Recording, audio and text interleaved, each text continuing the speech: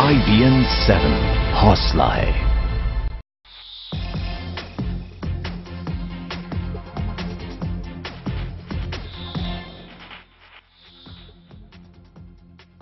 अभी पेशावर में मासूम बच्चों का बर्बर कत्लेआम हुए 2 दिन भी नहीं बीते हैं कि पूरा पाकिस्तान अभी अपने लाडलों की मौत का मातम मना रहा है।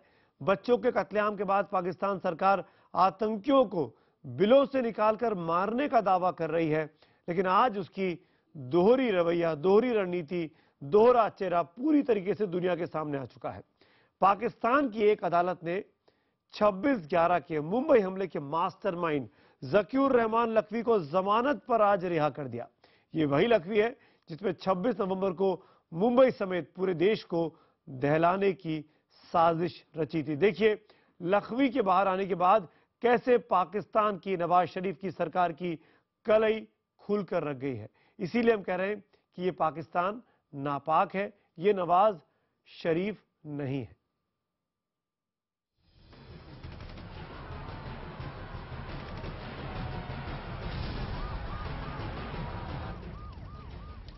छब्बीस 11 हमले के मास्टरमाइंड को मिल गई है जमानत।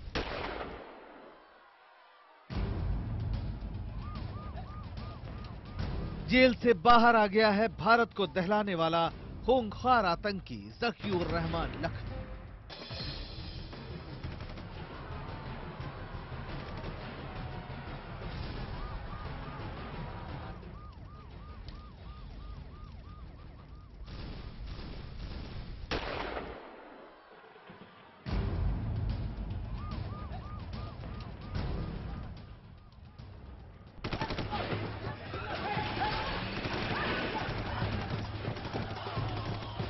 इन तस्वीरों को आप भूले तो नहीं।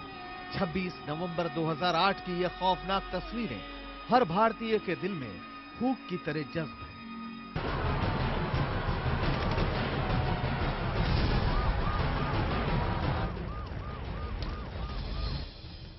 वो दिन जब पूरा मुल्क पाकिस्तान से आए चंद आतंकियों के बर्बर हमले से हलकान हो गया था।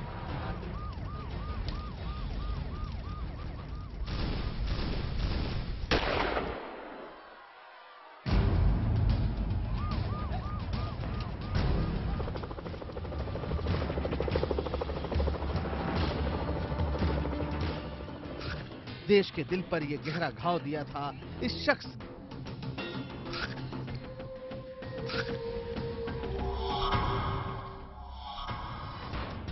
नाम ज़कीउर रहमान लखवी, लश्कर तैयबा का मास्टरमाइंड, 26/11 हमले का मुख्य साजिशकर्ता। जी हां, ज़कीउर रहमान लखवी वही शख्स है जिसने मुंबई पर 26/11 हमले की साजिश रची। इसके लिए आतंकियों को ट्रेनिंग दी।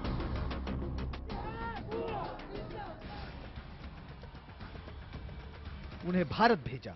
इतना ही नहीं, हमले के दौरान मुंबई से मीलों दूर कराची के कंट्रोल रूम में बैठा लखवी टीवी देखकर आतंकियों को हमले करने के आदेश दे रहा था।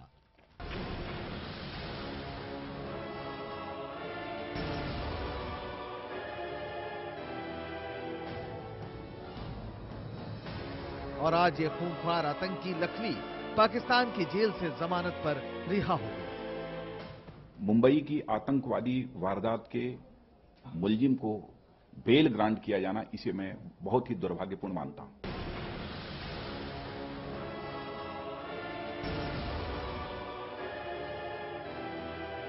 लखवी कश्मीर समेत पूरे मुल्क में आतंकी हमलों को अंजाम देता रहा है। एनआईए की मोस्ट वांटेड लिस्ट में भी लखवी का नाम शामिल है। अक्टूबर 2005 में दिल्ली में सीरियल बम धमाकों के पीछे लखवी का ही हाथ था। 2006 में मुंबई लोकल ट्रेन में हुए सीरियल बम धमाकों की साजिश में भी लखवी शामिल थे। 2006 के बम धमाकों में 200 लोग मारे गए थे। देश को दहलाने वाले 2008 मुंबई हमले का मुख्य साजिशकर्ता था लखवी। आतंकी आमिर अजमल कसाब को हमले के लिए लखवी ने ही तैयार किया था। आतंकी डेविड हेडली को लखवी ने ही ट्रेनिंग दी थी। जानकारों का कहना है कि लखवी को जमानत मिलने के बाद 26/11 केस की सुनवाई पर बुरा असर पड़ सकता है। वो अपने रसूख का इस्तेमाल कर गवाहों को डरा धमका भी सकता है। 26/11 के आतंकवादियों कसाब के जो आका थे, क्या उनको आज सजा हो सकती है? अगर जकीउर रहमान की रिफाई की रिहाई, इसका मतलब है कि बाकी के उस केस के विटनेसेस को प्रेशर आएगा। क्या विटनेसेस बोल सकेंगे? जानकारों का कहना है कि लखवी को जेल से निकालने के प्लान को उसके वकीलों ने पूरी सोची समझी रणनीति के तहत अंजाम दिया है। पेशावर में हुए नरसंहार के बाद पाकिस्तान के वकील हड़ताल पर थे। इसी दौरान लखवी के वकीलों ने उसकी जमानत अर्जी कोर्ट में डाली। सुनवाई के दौरान किसी वकील के नहीं पहुंचने पर जज ने लखवी को जमानत दे दी। Grant of bail to Lakhvi will serve as a reassurance to terrorists who perpetuate heinous crimes. We call upon the government of Pakistan to immediately take steps to reverse this decision. हालांकि सूत्रों का कहना है कि पाकिस्तान के PMO ने इस फैसले पर ऐतराज जताया है और कहा है कि सरकार लखवी की जमानत के खिलाफ अपील करेगी। पाक पीएमओ इस मुद्दे पर चाहे जो दलील दे, कोर्ट के इस फैसले से साफ हो गया है कि पाकिस्तान आतंकवाद से निपटने को लेकर कितना गंभीर है। एक तरफ तो उसके पीएम समेत सभी राजनीतिक दल आतंकवाद के खिलाफ जंग का ऐलान करते हैं, तो दूसरी तरफ 26/11 जैसे खौफनाक हमले के मास्टरमाइंड को जमानत दे दी जाती है। Bureau report, IBN 7। और इसी खबर पर चर्चा करने इस वक्त मेरे साथ एक लंबा चौड़ा पैनल मौजूद है। सबसे पहले उनका परिचय आपसे कराता हूं। हमारे साथ जाने माने वरिष्ठ सहयोगी, वरिष्ठ पत्रकार वेद प्रताप वैदिक साहब, डॉक्टर वैदिक हमारे साथ हैं। वैदिक साहब चर्चा में रहे थे, आपको याद होगा, हाफिज सईद से जाकर मुलाकात की थी। साथ में हमारे साथ रक्षा विशेषज्ञ retired major general GD Bakshi साहब भी जुड़ रहे हैं। मेरे साथ बीजेपी के प्रवक्ता संबित पात्रा भी इस चर्चा में शामिल हो रहे हैं। कांग्रेस की तरफ से उनके नेता नदीम जावेद हमारे साथ हैं और 26/11 हमले से जुड़े रहे वरिष्ठ वकील उज्जवल निकम भी मेरे साथ मुंबई से जुड़ रहे हैं। साथ ही मुंबई से हमारे साथ 26/11 हमलों के शिकार हुए तुकाराम ओमले के भाई एकनाथ ओमले भी हमारे साथ इस वक्त सीधे मुंबई से जुड़ रहे हैं। पाकिस्तान से भी कुछ मेहमान मेरे साथ जुड़े, उनका परिचय मैं आगे कराऊंगा, लेकिन सबसे पहले वैदिक साहब, मेरा सवाल आप ही से है। आप आज भी हाफिज सईद से बात करना चाहेंगे? आप आज भी लखवी से बात करना चाहेंगे?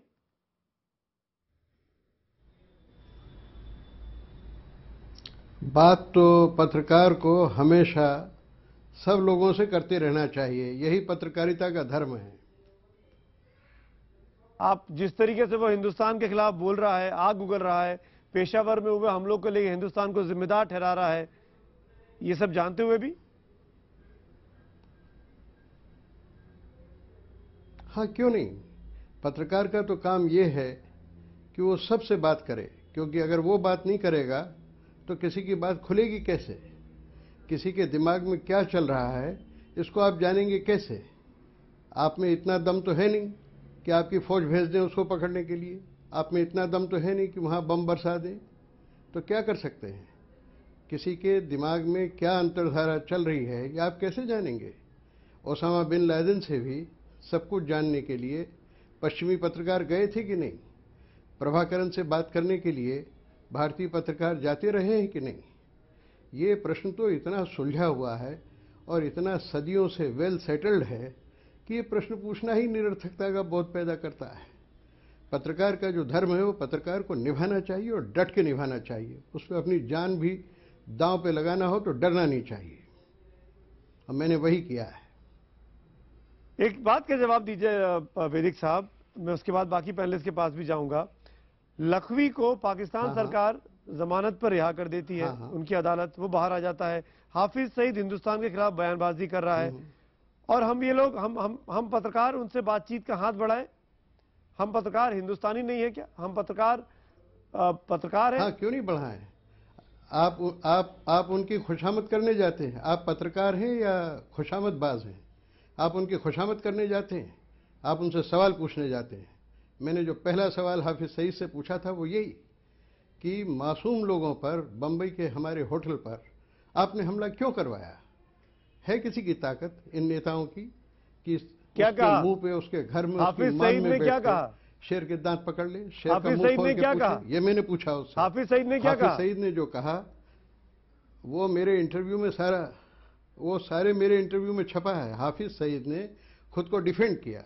मैंने कहा अगर आप अपराधी नहीं हैं तो मुझे ये बताइए कि यूनाइटेड नेशंस ने और अमेरिकन सरकार ने जो 700 पेज का डॉक्यूमेंट आपके खिलाफ तैयार किया है, आप उसको कैसे रद्द करते हो?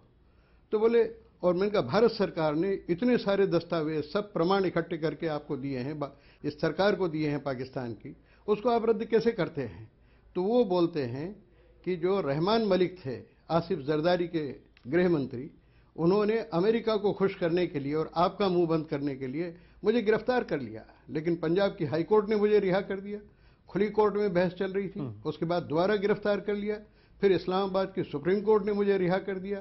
तो मैंने कहा ये अदालतें आपको रिहा करती हैं, ये कौन सी बड़ी बात है? पाकिस्तान की अदालत है, पाकिस्तान का आतंकवादी है, पाकिस्तान की फॉरेन पॉलिसी का हिस्सा है और वो हम पे हमला करता है, तो वो अदालतें आपको सजा कैसे देंगी? आपको अपने दिल से पूछना चाहिए कि जो काम आपने किया है वो क्या जिहाद का काम है? ये मैंने उसको डांट के कही।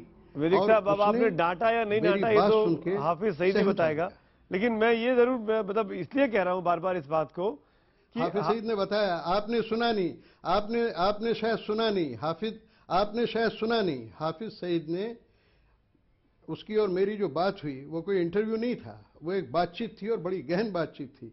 हाफिज सईद ने हमारी बातचीत के बाद जो इंटरव्यू दिया वो आपको सुनना चाहिए था। कई भारतीय चैनल्स ने वो इंटरव्यू शाया भी किया है, प्रसारित भी किया है। उसमें हाफिज सईद ने कहा कि डॉक्टर वैदिक ने इतने तीखे सवाल मुझसे किए कि मैं थोड़ा सा व्याकुल हो गया, परेशान हो गया। हाफिज सईद आपकी तारीफ करता है, आपको अच्छा लगता है? वो डट के निभाना चाहिए। सईद आपकी तारीफ कर रहा तो आपको अच्छा लगा वैदिक साहब? खुशी हुई? नहीं, मेरी तारीफ, आपके सवालों से डर गया? आप मेरी निंदा करें, सुनिए, आप मेरी निंदा करें या हाफिज सईद मेरी तारीफ करें, निंदा और तारीफ, निंदा और स्तुति दोनों से ऊपर पत्रकार को तटस्थ होकर अपना धर्म निभाना चाहिए। पर फायदा क्या हुआ? सवाल तो ये संबित पात्रा, मेरा सवाल अब आपसे है कि एक पत्रकार जाके मुलाकात कर लेता है। एक मिनट वैदिक साहब, संबित पात्रा बीजेपी के प्रवक्ता से पूछ रहा हूं मैं। एक पत्रकार जाके मुलाकात कर लेता है, उस पत्रकार के सवालों के जवाब में हाफिज सईद उस पत्रकार को शाबाशी भी दे देता है, और भारत सरकार हाफिज सईद को लेकर कुछ नहीं कर पा रही है। पाकिस्तान लगातार आग उगल रहा है। पेशावर में जो होता है हाफिज सईद हमको जिम्मेदार ठहराता है। तो भारत, बात आप कह रहे हैं, आप अपने शब्द वापस लीजिए, आप अपने शब्द वापस लीजिए। कौन आदमी, एंकर कौन है ये? इस एंकर का नाम बताओ मुझे। वैदिक साहब, वैदिक साहब, कौन है एंकर तुम्हारा? वैदिक साहब, इस एंकर का नाम बताओ। वैदिक साहब, आपको आवाज आ रही है? आप नाम बताइए, अपना नाम क्या है? वैदिक साहब, आपको आवाज आ रही है? आप नाम बताइए। वैदिक साहब, आपको आवाज आ रही है? बताइए अपना, आपका नाम क्या है? वैदिक साहब, आपको आवाज आ रही है? जो वैदिक साहब, आपको आवाज आ रही है? शब्द का प्रयोग कर रहे हैं आप, आपत्तिजनक शब्द। वैदिक साहब, आपको आवाज आ रही है? मुझे आपकी आवाज आ रही है। आप हाँ बोलिए ना, आवाज आ रही है? आपको आवाज आ रही है, आपका नाम बताइए। वैदिक साहब, आप बगैर नाम जाने शो में बैठ जाते हैं। अपना नाम बताइए। वैदिक साहब, आप बगैर नाम जाने शो में बैठ जाते हैं कि आप किसके शो में बैठ रहे हैं? हाँ, बिल्कुल बैठ जाता हूँ। चलिए, बड़ी अच्छी बात है। मेरा नाम सुमित है। दिन भर टीवी चैनल वाले मुझे इंटरव्यू करते रहते हैं। बहुत अच्छी बात है। सुमित, अगर आपका नाम सुमित है तो सुमित सुनो। बात करने का शिष्टाचार होना चाहिए। आपने संबित पात्रा जी से आप कह रहे हैं कि वैदिक जी शाबाशी लेने की तैयार है। मुझे शाबाशी तुम्हारी चाहिए। अब आप गलत समझ रहे हैं। अब आप मेरी बात सुनिए। वैदिक साहब, आप मेरी बात जर्नलिज्म करते हुए मुझे किसी की शाबाशी नहीं चाहिए। बिल्कुल, मेरी बात सुनिए। आप ये शब्द, वैदिक साहब, मैं आपकी पुरानी साउंड बाइट जो आपने 3 मिनट पहले दी है, मैं वो दोबारा आप कर सकते हैं। सुमित, आप आजाद हैं। सुमित जी, ये शब्द आप आजाद है। वैदिक जी, ये शब्द वापस लीजिए। वैदिक जी, आप आजाद हैं। शब्द आप वापस लीजिए। आपको जो करना है आप करिए। वापस लीजिए। वैदिक साहब, ये शब्द आप वापस लीजिए। वैदिक साहब, शाबाशी मुझे किसी की नहीं चाहिए। वैदिक साहब, तुम्हारी शाबाशी चाहिए। वैदिक साहब, मैं आप ही की साउंड बाइट सुनाऊं? नवाज शरीफ की चाहिए। मैं अपने प्रोड्यूसर को बोलता हूँ, इसी शो में वैदिक साहब ने जो बाइट पहले दी थी कि मेरे सवालों पर हाफिज सईद ने क्या कहा, मैं आपकी साउंड बाइट सुनाता हूं, फिर जनता तय करेगी। आप अपना शब्द वापस नहीं वो बाइट मैं दोबारा टेप प्ले करा के वो बाइट प्ले करता हूं। वैदिक साहब, आपको शिष्टाचार नहीं है। चलिए, आपको है शिष्टाचार? नहीं जानते हैं आपको है शिष्टाचार करने का? शिष्टाचार आपको है शिष्टाचार? आप सिर्फ टीआरपी चाहते हैं। आपको आप दे रहे हैं देने के लिए मैं यहाँ नहीं। आप ये करके टीआरपी दे रहे हैं, मेरे बगैर मांगे आप टीआरपी दे रहे हैं। वैदिक साहब, आप टीआरपी अपने आप दे रहे हैं। मैं आपके प्रश्न का आप ऐसे बोलते रहिए, अच्छा लग रहा है। बात नहीं करता हूँ। ये आपके चैनल का बहिष्कार करता हूं। मैं पूरी इज्जत के साथ बोल रहा हूँ, आपको जो करना है आप उसका कदम उठा सकते हैं। अभी आपने शेखी बगारी और कहा कि मैं मिल के आया हूं और उसके बाद हाफिज सईद ने अपने इंटरव्यू में मेरी तारीफ की है। बाकी आपकी इजाजत, जो आपको अच्छा लगे आप करें, आपको बैठना है बैठे ना बैठे। संबित पात्रा, मैं वही सवाल आपसे पूछता हूं। एक पत्रकार मिल लेता है हाफिज सईद से, हाफिज सईद हिंदुस्तान पर ब्लेम लगाता है पेशावर पे हुए स्कूल के बच्चों पर हमले को लेकर, और भारत सरकार क्या कर रही है? देखिए, हाफिज सईद और भारत सरकार ये दोनों अलग अलग चीज हैं और दोनों का कंपैरिजन भी नहीं होना चाहिए। एक डेमोक्रेसी का आइडल है और दूसरा अनडेमोक्रेटिक और टेररिज्म का आइडल है। तो इस कारण से भारत सरकार जो भी कदम उठा रही है या उठाएगी भविष्य में, वो डेमोक्रेटिक मेथड्स के माध्यम से ही होगा, जो माध्यम पूरे विश्व में प्रचलित हैं, जिन माध्यमों को लेकर विश्व मान्यता देती है। स्वाभाविक रूप से जिस प्रकार से आज बेल दिया गया है जाकिर रहमान लखवी को, ये दिखाता है कि जो पाकिस्तान है उसके कितने चेहरे हैं। आज सुबह ही पाकिस्तान के प्रधानमंत्री नवाज शरीफ कह रहे हैं कि हमें आतंकवाद के खिलाफ लड़ना है और आतंकवाद को समाप्त कर देना है। क्या ऐसे आतंकवाद समाप्त होगा? आपने अच्छे तालिबान और बुरे तालिबान में कोई आपने डिस्टिंक्शन कर रखा है। आप दोनों को अलग अलग तराजू में तौलते हो। जो लोग हिंदुस्तान पे, जो लोग आपके पड़ोसी मुल्क पे अटैक करते हो उन्हें आप बेल देते हैं, और जो लोग आप पे अटैक करते हैं उनको आप कहते हैं कि इन्हें हमें अपने से अलग करना है। तो इस प्रकार से नहीं होने वाला है। हिंदुस्तान सरकार बहुत मजबूत सरकार है और स्वाभाविक रूप से इन पूरे विषयों पे रिटेलिएट भी कर रही है। और हमने अभी सुना सैयद अकबरुद्दीन साहब को कि उन्होंने कहा है। लेकिन उज्ज्वल निकम मैं आपसे पूछना चाहूंगा कि क्या लखवी के खिलाफ केस इतना कमजोर था भारत के इन्वेस्टिगेशन का कि वहां पे टेक्निकल वजहों से उसको बेल मिल जाए? देखिए, इसमें कोई टेक्निकल वजह नहीं थी। आज मैं पूरी ध्यान से ये पूरा आज जो डेवलपमेंट हुआ मैं पूरी ध्यान से सुने हुआ। पहली बात तो ये है, मेरी आवाज सुनाई दे रही है आपको? मेरे आपकी आवाज अच्छे से आ रही है। आपके सामने जो टीवी सेट ऑन है उसको जरा म्यूट करवा लीजिए। टीवी से तो म्यूट करवा।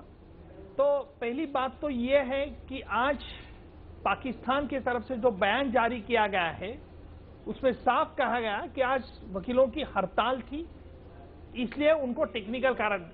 कैसे पाकिस्तान के सरकारी वकील आज गैरहाजिर रह सकते थे? पहला सवाल ये। हमारे यहां भी वकीलों की हड़ताल होती है, लेकिन एक रिस्पॉन्सिबल पब्लिक प्रोसिक्यूटर के हैसियत से हम कभी बाइकआउट नहीं करते। दूसरी बात है, अगर वो पाकिस्तान के सरकारी वकील को आज नहीं उपस्थित रहना था तो क्या पाकिस्तान सरकार ने दूसरी कुछ तजवीज की थी? कोई स्पेशल प्रोसिक्यूटर वहां अपॉइंट किया था? ये सवाल है। मुझे तो इस फैसले से कोई ताज्जुब नहीं हुआ, क्योंकि कसाब को फांसी देने के बाद मैं खुद और भारत सरकार के 3 वरिष्ठ अधिकारी इस्लामाबाद गए थे। हम 8 दिन थे और वहां की पाकिस्तान की होम मिनिस्ट्री और जो पाकिस्तान के मौजूदा अभी जो स्पेशल पब्लिक प्रोसिक्यूटर है, मेरे दोस्त जो है चौधरी साहब, अजहर चौधरी साहब जो चला रहे, उनसे हमारी चर्चा हुई थी। मैंने ये भी सवाल उनको उठाया था कि क्यों लखवी के खिलाफ आप क्रिमिनल कॉन्स्पिरेसी चार्ज फ्रेम नहीं किया। ये पहली। दूसरी बात, तीसरी बात मुझे एक विस्तार से कहने दीजिए। हमने पुख्ता सबूत, साजिश तो वहां हुई थी, वहां उन्होंने सबूत इकट्ठा कर रहे हैं, इसके बावजूद हमने उनको पुख्ता सबूत दिया। पाकिस्तान का जुडिशियल कमीशन आया, कसाब का इकबाली बयान जी मैजिस्ट्रेट ने रिकॉर्ड किया था, उसकी क्रॉस एग्जामिनेशन हमने लखवी को, वकील को यहां करने दी और वो पूरा जुडिशियल कमीशन ने एविडेंस वहां दर्ज किया था। फिर ऐसी कौन सी हालत पैदा हुई कि 8-5 साल के बाद इसका मतलब तो बिल्कुल साफ है निकम साहब कि पाकिस्तान आतंकवाद को लेकर दोगली बातें करता है। जनरल बख्शी, नहीं दुगली बात नहीं। जनरल बख्शी, मेरा सवाल आपसे है, पाकिस्तान जिस तरीके से पैंतरे बदल रहा है, पाकिस्तान की सरकार नवाज शरीफ की जिस तरीके से पल पल में अपनी स्ट्रेटेजी बदल रही है, इससे तो साफ हो जाता है कि पाकिस्तान करना कुछ चाहता है और कहना कुछ चाहता है। देखिए, शुरू से पाकिस्तान की कथनी और करनी में जमीन आसमान का फर्क रहा है। सीधी सीधी बात यह है कि जब पाकिस्तान के ऊपर इतना भयावह हमला हुआ, उनके मासूम बच्चों को मार दिया गया इस बेरहमी से, तो हमें उम्मीद थी, हमें थोड़ी सी आशा जगी कि अब पाकिस्तान का मूवमेंट ऑफ ट्रूथ, सत्य का जो वक्त है, जो घड़ी है, वो आ गई है। वो इंट्रोस्पेक्ट करेंगे, वो अपना नेशनल नैरेटिव जो कि आतंकवाद को एक टूल मानता है फॉरेन पॉलिसी का, उसको बदली करेंगे। लेकिन उसके बावजूद हमने बिल्कुल विपरीत ही देखा है। अभी भी पाकिस्तान उस दोगली चाल के ऊपर चल रहा है कि एक गुड तालिबान एक बैड तालिबान। देखिए, जब नवाज शरीफ साहब ने लेक्चर भी दिया अपना और बोला कि अब से वो गुड तालिबान बैड तालिबान में फर्क नहीं डालेंगे, तो एक बड़ा साइलेंस उनका जो है वो हमें यहाँ पे चुभ गया कि उन्होंने गुड तालिबान बैड तालिबान की तो साहब बात कर दी, उन्होंने एक अल्फाज नहीं बोला लश्कर टोयबा के बारे में, अभी जैश ए मोहम्मद के बारे में, जनरल बख्शी मैं आपको बताऊं, के बारे में, अभी शाम को पाकिस्तान ने ऑफिशियली पेशावर को लेकर जो एफआईआर हुई है उसमें तहरीके तालिबान पाकिस्तान का नाम लिया है। पहली बार फजलुल्लाह का नाम लिया गया है। अभी तक पिछले 48 घंटों से पाकिस्तान सरकार चुप्पी साध कर बैठी हुई थी। Lieutenant general retired Moinuddin Haider साहब मेरे साथ इस वक्त, जो पाकिस्तान के फॉर्मर इंटीरियर मिनिस्टर भी हैं, गवर्नर रह चुके हैं सिंध के, हमारे साथ सीधे जुड़ रहे हैं। जनरल साहब जी, पाकिस्तान में लखवी साहब को जो आज जमानत दे दी गई, लखवी को छोड़ दिया गया, वो लखवी जो मुंबई का मास्टरमाइंड था, ये कैसे माना जाए कि पाकिस्तान टेररिज्म से लड़ने को लेकर सीरियस है? देखिए, बात यह है कि हमारे कोर्ट आपको पता है कि आज़ाद हैं। अगर कोई उनके सामने ऐसा एविडेंस ना आए कि जिसकी वजह से वो ज़रूरी समझें कि किसी को डिटेन किया जाए और उसको जेल में बंद किया जाए, अगर कोई इस किस्म की चीज़ नहीं आती है और कोई सॉलिड सबूत सामने नहीं आते हैं, तो बताइए कोर्ट क्या करे? वो तो छोड़ देगा उसको। इससे पहले एक इसहाक था और लश्कर जंगवी का, उसके ऊपर बहुत कत्ल के मुकदमात थे, 2 साल तक उसके खिलाफ कोई एविडेंस ना आ सका, तो कोर्ट जाहिर है कि जो हमारा कानून के मुताबिक उसको छोड़ना पड़ता है कि झूठे केस बनाए या कुछ मैं और आपको थोड़ा सा अपडेट कर दूं, जो वजह बताई है ऑफिशियली पाकिस्तान की हुकूमत ने कि क्योंकि आज वकीलों की हड़ताल थी तो वकील अपीयर नहीं हो पाया और उसी वजह पे टेक्निकल ग्राउंड्स पे बेल मिल गई है। कोई उसको बाइज्जत बरी नहीं किया कल, तो फिर अगर आज कल हड़ताल खत्म हो जाएगी और कल वकील आ जाएंगे तो फिर दोबारा पकड़ लेंगे। लेकिन मेरा सवाल ये है हैदर साहब, बड़ी अदब के साथ मैं आपसे पूछ रहा हूं, आपकी सीनियरिटी का ख्याल करते हुए, कि पाकिस्तान में 2 दिन पहले जो कुछ हुआ पेशावर में, हम सब ने देखा, पूरी दुनिया आपके साथ खड़ी है, उसके बावजूद भी जो मोस्ट वांटेड टेररिस्ट हैं, आप अपने गमों को, अपने घायलों, अपने जख्मों को याद रखते हैं, हमारे जख्मों को भूल जाते हैं। हमने बाकायदा एविडेंस दी है, उस लखवी की हमारे पास ऑडियो रिकॉर्डिंग है कि वो कैसे इंस्ट्रक्शन दे रहा था मुंबई हमले में, और आप बोल रहे हैं एविडेंस नहीं इसलिए छोड़ दिया गया। आप क्यों डिफेंड कर रहे हैं लखवी को? देखिए, मैं कोई किसी को डिफेंड नहीं कर रहा और मैं इसमें बिलीव ही नहीं करता हूँ कि डिफेंड किया जाए। जो मुजरिम है इंटरनेशनल कम्युनिटी का या किसी मुल्क का या हमारा, वो हमारी नजर में भी मुजरिम है, लेकिन उसके लिए सबूत चाहिए। हमारा पाकिस्तान हिंदुस्तान का कोऑर्डिनेशन कमजोर रहा है और जिस किस्म का मतलब एविडेंस आना चाहिए था सामने और कोऑपरेशन होनी चाहिए थी, वो नहीं हुई। अब पाकिस्तानी देखिए, मेरी बात सुने मेरे भाई, अब पाकिस्तानी पूछे समझौता गई, वो लोगों का नाम है, उनका क्या हुआ? एक आदमी, पाकिस्तान का एक आदमी जिंदा पकड़ा गया मुंबई हमलों में, अजमल कसाब जिसका नाम था, उसने एक बात बताई है। आपके लोग आए थे उससे पूछताछ करने, उसको बताई है, अमेरिकन एजेंसी आई थी उसको बताई है, सारी दुनिया जानती है, सारी दुनिया जानती है कौन लोग थे पीछे। यही हाफिज सईद, यही लखवी जो आपके यहाँ खुलेआम हिंदुस्तान के खिलाफ आग उगल रहे हैं। जी हाँ, लेकिन हम तो कह रहे हैं कि आपके पास भी कानून को पर अमल दरामद बहुत स्लो है और समझौता एक्सप्रेस का अभी तक हमारे सामने जो हुआ था नहीं आए। इस तरह हमारे पास भी बहुत सारे इंसिडेंट कोर्ट करने के लिए हैं कि आपके कोर्ट या आपकी पुलिस से हमें भी कोऑपरेशन नहीं मिली, लेकिन हम तो इस बात के हक में हैं और बात में बिलीव करते हैं कि टेररिज्म जो किसी भी शक्ल में हो और ना अपने मुल्क में ना किसी मुल्क के खिलाफ जो है उसको करना चाहिए, ना उसको बर्दाश्त करना चाहिए। बाकायदा एविडेंस दिए गए आप लोगों को? जी हाँ। जनरल बख्शी, पता नहीं किस किस्म के एविडेंस। जनरल बख्शी, पाकिस्तान तो कहता है कि नहीं एविडेंस जो जिस तरह होने चाहिए। General Bakshi, lieutenant general Haider को जवाब देना चाहेंगे आप? हमारे जो एविडेंस थे वो मजबूत नहीं थे क्या? मैं जवाब देना चाहूंगा। जनरल मोइनुद्दीन साहब, पूरी दुनिया ने, ना केवल हमने, आपने, पूरी दुनिया ने सैटेलाइट टेलीविजन पर मुंबई का जो वहां पे कत्लो गारत हुआ था, जो आपने 10 वहां पे टेररिस्ट भेजे थे, वो टेलीविजन स्क्रीन्स पे पूरी दुनिया ने देखा है। जो अजमल अमीर कासब है वो पाकिस्तान से है, ये आपके टेलीविजन ने बताया। ये सारे के सारा कांड दुनिया का देखा हुआ है, कोई ऐसी चीज नहीं है जो छुपी हुई है। अमेरिकन कोर्ट्स के लिए ये एविडेंस काफी था। जो भी हमने दिया वो डेविड हेडली को सजा देने के लिए। हमारी कोर्ट्स ने उसी केस में, आपकी और हमारी कोर्ट्स एक ही ब्रिटिश प्रणाली के ऊपर चलती हैं, एक ही ब्रिटिश सिस्टम की इनहेरिट हमने की हुई है जूरिस्प्रूडेंस। हमारी कोर्ट ने अजमल अमीर कासम को फांसी की सजा दे दी है। हमने डोसियर पे डोसियर आपको दिए हैं। हमने जकीउर रहमान लखवी के वॉइस सैंपल्स आपको दिए हैं जब वो घंटों घंटों इसको डायरेक्शन दे रहा था, और ये पूरे इंटरसेप्ट हुए हैं हमारी इंटेलिजेंस। एक मिनट में बीच में आपको इंटरवीन, आपकी जो है आपका जो जुडिशियल सिस्टम उसके लिए काफी नहीं है। मैं इंटरवीन कर रहा हूं, 1 मिनट माफ कीजिए, काफी से ज्यादा है। जनरल हैदर आप जवाब दीजिएगा। मेरे पास तो एक शख्स इस वक्त इस पैनल पे मौजूद है जो शायद आपकी आंखें खोल दे। जनरल हैदर, हमारे साथ एकनाथ ओमले साहब है। एकनाथ ओमले वो शख्स हैं जिन्होंने अपने भाई तुकाराम ओमले, जो कि मुंबई पुलिस में काम करते थे, उनको मुंबई हमलों में खोया था। और तुकाराम ओमले को बाद में बाकायदा कई सारा रिकॉग्निशन मिला, इनाम मिले, पुरस्कार दिए गए मरणोपरांत पॉस्टमसली। एकनाथ ओमले साहब, आप सुन रहे हैं पाकिस्तान के लोगों को, पाकिस्तान के सीनियर लोगों को जो कहते हैं कि आपका हमारे पास एविडेंस नहीं था। आपको अफसोस होता है पाकिस्तान को लेकर? हम लोग 2 दिनों तक अफसोस कर रहे थे पेशावर को लेकर, और आज पाकिस्तान हमारे बारे में ये सब कह रहा है। जी बिल्कुल, देखो पाकिस्तान का असली चेहरा है वो हमेशा उन्होंने सामने लाया है।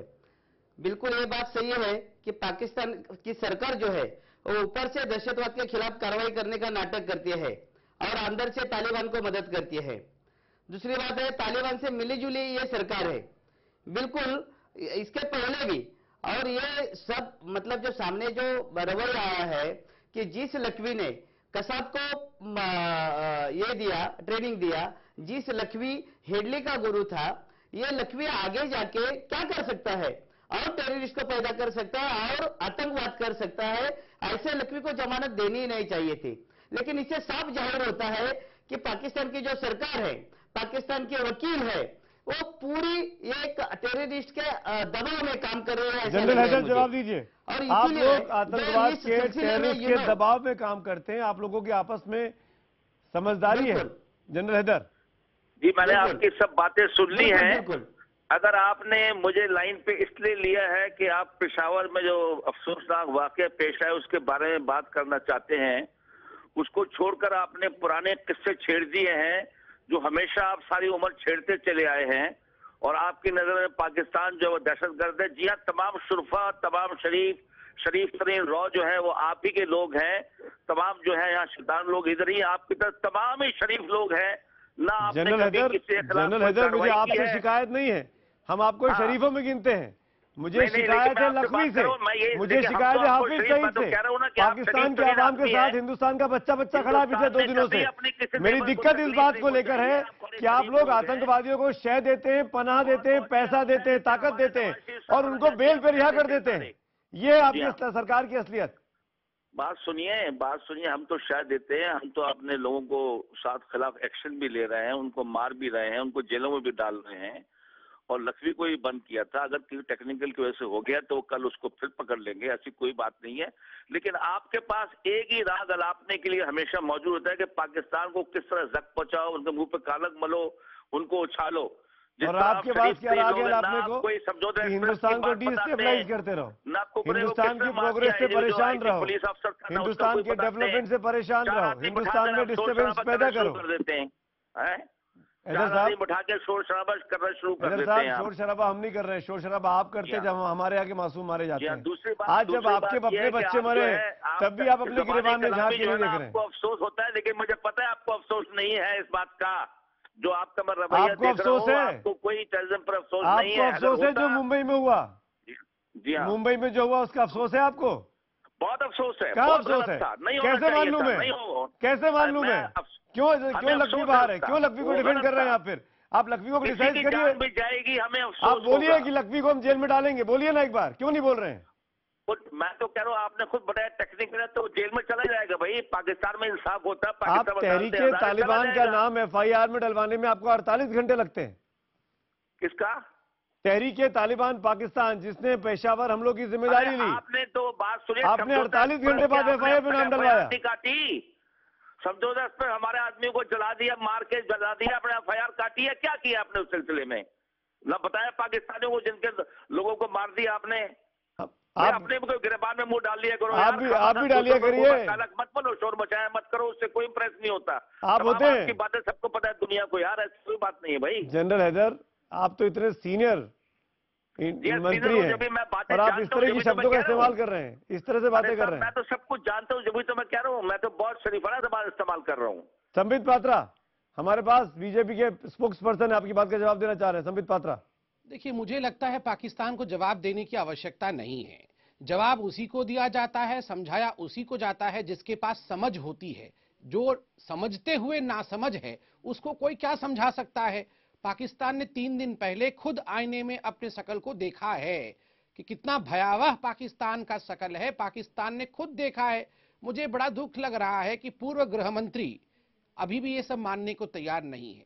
मैं उनसे कहना चाहूंगा कि 132 छोटे छोटे बच्चे चले गए हैं पाकिस्तान के। बच्चे किसी भी मुल्क के नहीं होते हैं, बच्चों का दिल हिंदुस्तान, पाकिस्तान, अफगानिस्तान ये सब नहीं जानता है। मगर दुखद विषय है कि आप फिर भी जगे नहीं, सचेत नहीं हुए हैं। आप आज सुबह आप बात करते हैं कि टेररिज्म को खत्म करना है और आज आप बेल पे रिलीज करते हैं। छोड़िए बेल को, आपको तो याद होगा 1 साल पहले यह भी न्यूज आई थी कि जाकिर रहमान लखवी जो है वो पिता बने हैं। जेल के अंदर रहते हुए वो पिता बन गए 2008 के बाद, और उनके पास मोबाइल फोन है, वो वहां से कंट्रोल करते हैं एलईटी का पूरा ऑपरेशन। तो इस प्रकार से आपका न्यायतंत्र चल रहा है।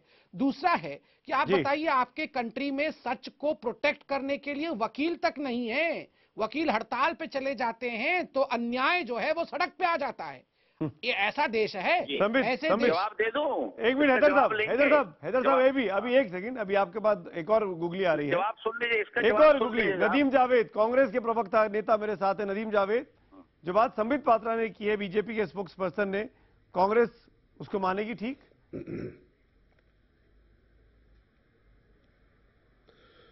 सुमित जी, इसमें 2-3 बातें बड़ी महत्वपूर्ण हैं। पाकिस्तान का जो इस्टेब्लिशमेंट है वो ऐसा लगता है कि 3 हिस्से में बटा हुआ है। हमारे यहाँ का जो सिस्टम है उसमें राजनीतिक नेतृत्व किसी भी राजनीतिक दल का हो, वो जो फैसला करता है वो अंतिम होता है। लेकिन पाकिस्तान में अगर कोई राजनीतिक नेतृत्व फैसला करता है तो उसके साथ 2 और पैरेलल सिस्टम चलते हैं, जिसमें एक फौज अपना फैसला करती है, दूसरा आईएसआई करती है। और इन तीनों जो ऑर्गेनाइजेशन है उनके बीच में किसी तरह का कोई कोऑर्डिनेशन नहीं है। और विशेष रूप से फौज में और आईएसआई में इस तरह के लोग हैं जो आतंकवादी घटनाओं को न केवल अंजाम दिलवाते हैं बल्कि उनको ताकत देने का काम करते हैं। तो मैं समझता हूं कि जो मूल समस्या है वो इसमें कहीं ना कहीं है। इनका जो एक पैरेलल इस्टेब्लिशमेंट चलता है वो इस तरह के हमले करवाता है, इस तरह के लोगों को शाह देता है और ताकत देने का काम करता है। और कहीं ना कहीं और जब राजनीतिक नेतृत्व इस पर कोई बात आगे बढ़ाता है तो उस राजनीतिक नेतृत्व को हाशिए पर डाल दिया जाता है। नदीम, बिल्कुल, आप जनरल हैदर आप जवाब सुन लीजिए। हाँ हैदर साहब बोलिए। इसका जवाब ये है कि एक तो आधी बातें जो आप बड़े मुश्किल हिंदी अल्फाज बोल रहे हैं, मैं तो हिंदी नहीं समझता हूँ, लेकिन जो भी आतंकवादी बोल रहे हैं आप, मैं आपसे पूछता हूँ, आपके यहाँ क्या पॉलिसी एक ही चलती है? आपके राजीव गांधी सब ने हमसे बोला हम सियाचिन से फौज हटाना चाहते हैं, आपकी फौज उस पर अमल दरामद पॉलिटिकल फैसलों पर होने दे रही है? नहीं होने दे रही आपकी फौज भी। दूसरी बात यह कि आप हमको बोलते हैं कि दुनिया बोलते हैं, दुनिया कश्मीर के बारे में क्या बोल रही है आपको? खुद भागे गए थे, सीज फायर करो, प्लेबिसाइड कराएंगे। हमने तो चुनाव कराया सर, कश्मीर में चुनाव कराया सक्सेसफुल।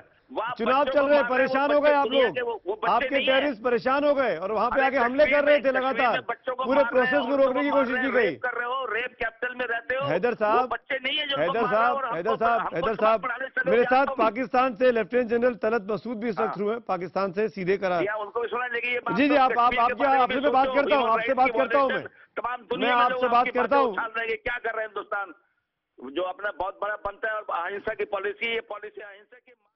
जनरल मसूद, आपको आवाज आ रही है? मुझे बिल्कुल क्लियर आ रही है आपकी आवाज। जनरल मसूद, लखवी को छोड़ दिया गया, वो लखवी जो मास्टरमाइंड है उस पर हम लोग बातचीत कर रहे हैं। और आज ये बात कही जा सकती है कि पाकिस्तान कहीं ना कहीं टेररिज्म को लेकर जो बातें कहता है उसके कथनी और करनी में अंतर है। आपने कहा कि आप फांसी की सजा को रिवाइव कर रहे हैं, लोगों को फांसियां दी जाएंगी, और आज आप एक ऐसे व्यक्ति को जिसके नाम पे ढेरों सबूत पाकिस्तान को दिए गए हैं, तमाम डॉजियर दिया गया है, उसकी आवाज हमारे पास रिकॉर्डेड है, उसको आप जमानत दे देते हैं। ये कहां का इंसाफ है? जी, मेरे ख्याल में वाकई में बिल्कुल इंसाफ नहीं है और बड़ी शर्मनाक बात है कि वो छूट गया, तो इसमें तो कोई शक ही नहीं है। और हम आपके साथ पूरा इत्तेफाक करते हैं कि ऐसे होना नहीं चाहिए था और ये बहुत गलत हुआ। आपको लगता है कि पाकिस्तान की सरकार को इसके खिलाफ अपील करनी चाहिए, पाकिस्तानी हुकूमत को? की है, उन्होंने अपील की है और हम ये तवक्को करते हैं कि ये अपील जो है ये कामयाब भी होगी और फिर वो वापस जाएगा, इसलिए कि ये तो बहुत ही गलत बात हुई। मेरे ख्याल में ये जो था बिल्कुल एक किस्म से कोर्ट का डिसीजन था, ये हुकूमत ऐसे नहीं चाहती थी। जनरल मसूद, लेकिन ये बात, इस पे आप क्या कहेंगे? आप चलिए, अच्छी बात है, आप साफगोई से कह रहे हैं गलत हुआ। हाफिज सईद पेशावर के लिए हिंदुस्तान को जिम्मेदार ठहरा रहा है, वो हिंदुस्तान जो पिछले 48 घंटों से आपके साथ लगातार शोक बना रहा है, अफसोस बना रहा है। जी देखिए, अब हाफिज सईद लख्वी खुलकर बाहर घूम रहे हैं और आपकी हुकूमत उनको सपोर्ट करती है, नवाज शरीफ जैसे लोग, इमरान खान जैसे लोग। नहीं, मेरे ख्याल में ऐसे है कि ये तो इन लोगों का नैरेटिव है, इसी के ऊपर ये फलते फूलते हैं। तो अब मेरे ख्याल में पाकिस्तान ने जो जिस किस्म का मौक़िफ़ लिया है, और आपको पता है कि पाकिस्तान इनके खिलाफ भी कम से कम ये तो ज़रूर आप कहेंगे कि इनको जमात दावा में कन्वर्ट किया है, लेकिन मैं ये कहूँगा कि ये जो आज हरकत हुई उससे पाकिस्तान के लिए भी बड़ा नुकसान है, इसलिए कि पाकिस्तान की जो वाक़या हुआ आपने देखा स्कूल में पेशावर में, उसके बाद सारी दुनिया की हमदर्दी जो है आपकी इंडिया की भी पाकिस्तान के साथ थी। और ऐसे मौके पर इस किस्म की हरकत जो हुई है, यानी मतलब ये उसको छोड़ दिया गया बेल के ऊपर, तो जाहिर है कि ये पाकिस्तान के लिए बहुत ज़्यादा नुकसानदेह है। तो मैं ये समझता हूँ कि हुकूमत जो है जिसने अपील की है तो ज़रूर अपील मानी जाएगी और वो फिर वापस जाएगा। हमारे साथ पैनल में एकनाथ ओमले मौजूद हैं। एकनाथ ओमले तुकाराम ओमले के छोटे भाई हैं। तुकाराम ओमले को मुंबई हमलों में गोली लगी थी, वो नहीं रहे, वो शहीद हो गए हैं। तुकाराम ओमले मुंबई पुलिस में काम करते थे। एकनाथ, आप कुछ सवाल पूछना चाह रहे हैं?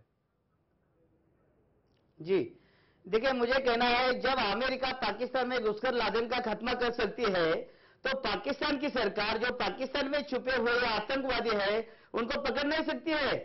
लेकिन पाकिस्तान के जो पॉलिटिकल लोग हैं उनको टेररिस्ट खत्म नहीं करना है। तो इसलिए पाकिस्तान की जो जनता है उसको मेरी विनती है, उसको मेरा अपील है पाकिस्तान की जनता को कि जैसे फ्रेंच में क्रांति हो गई थी, वैसे बिल्कुल पाकिस्तान की जनता जो है उन्होंने पाकिस्तान की सरकार और टेररिस्ट के खिलाफ क्रांति होनी चाहिए पाकिस्तान में। दूसरी बात जो यूनो है, जी जी, हेलो, मुझे आपकी आवाज नहीं आ रही है। मेरी बात सुन रहे हो? नहीं, ओमले साहब एक मिनट। जनरल मसूद, दूसरी बात, जनरल मसूद, ओमले साहब, ओमले साहब एक मिनट। जनरल मसूद, हमने पाकिस्तान के तमाम अखबार भी पढ़े, उन अखबारों में भी कुल मिलाकर वहां की जो आवाम है उनका सेंटिमेंट समझ में आता है। वो लोग भी कहते हैं कि पाकिस्तान को अब तालिबान से लड़ने का मादा दिखना चाहिए। बहुत से अखबारों में एडिटोरियल छपे हैं, बहुत से अखबारों में बड़े बड़े लोगों के राइटअप छपे हैं। क्या आपको लगता है कि पाकिस्तानी हुकूमत तालिबान के खिलाफ, तहरीक तालिबान पाकिस्तान के खिलाफ एक्शन ले पाएगी? माना FIR में नाम आ गया है, पर सीरियस होगी? जी बिल्कुल, बहुत सीरियस है पाकिस्तान में। मेरे ख्याल में अब तो कोई इतना उनमें अज़्म है इस वक्त और इतनी रिजॉल्व है कि आप हैरान होंगे, क्योंकि इन्होंने एक लिहाज से ऐसे तो इन्होंने बड़ा जुल्म किया मासूम बच्चों के साथ, लेकिन मैं आपको ये बताऊं कि सियासी लिहाज से भी इन्होंने अपनी खुदकुशी की है। अगर कोई लोग इनके ज़रा साथ भी थे या वेवर कर रहे थे, तो अब आप देखें कि पूरा मुल्क जो है एक तरीके से मुत्तहद हो गया। तमाम सियासी जमातें जो हैं वो मुत्तहद हो गई हैं और तमाम अवाम जो हैं इनके खिलाफ हो गए हैं। तो अब मेरे ख्याल में किसी किस्म से कोई मैं तो चाहूंगा आप जो कह रहे हैं वो हमको अमली जामा बनाती हुई हुकूमत दिखे भी, क्योंकि पाकिस्तान के साथ हम लोगों का कम से कम भरोसा करना बहुत मुश्किल होता है, वो भी तब जबकि लख्वी जैसे व्यक्ति को उसको वहां पे जमानत मिल जाए।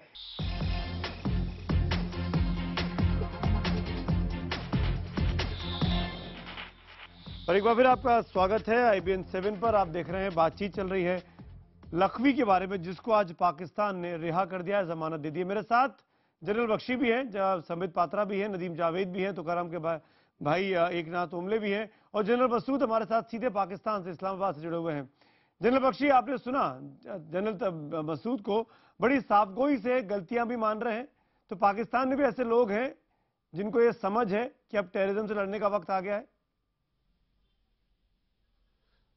देखिए, सबसे पहले तो मैं बिल्कुल तहे दिल से मैं कहना चाहूंगा कि बहुत ही कैंडर और फ्रैंकनेस के साथ जनरल साहब बोले हैं और उनका एनालिसिस बिल्कुल सही है, पाकिस्तान के हित में है।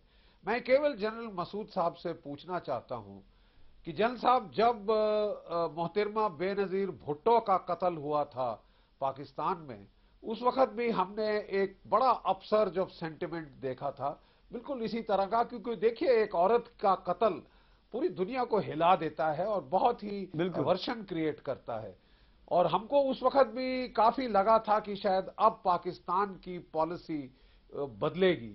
ये जो पॉलिसी है नॉन स्टेट एक्टर्स को इस्तेमाल करने की, एसिमेट्रिक वॉरफेयर इस्तेमाल करने की, एक अपने नेबर से लड़ने के लिए, ना सिर्फ neighbours, I would use the plural, लड़ने के लिए, लेकिन हमने देखा कि थोड़ी देर में वो सब डिसिपेट हो गया। जनरल मसूद, आपको क्या लगता है? जनरल मसूद जवाब देना चाहेंगे?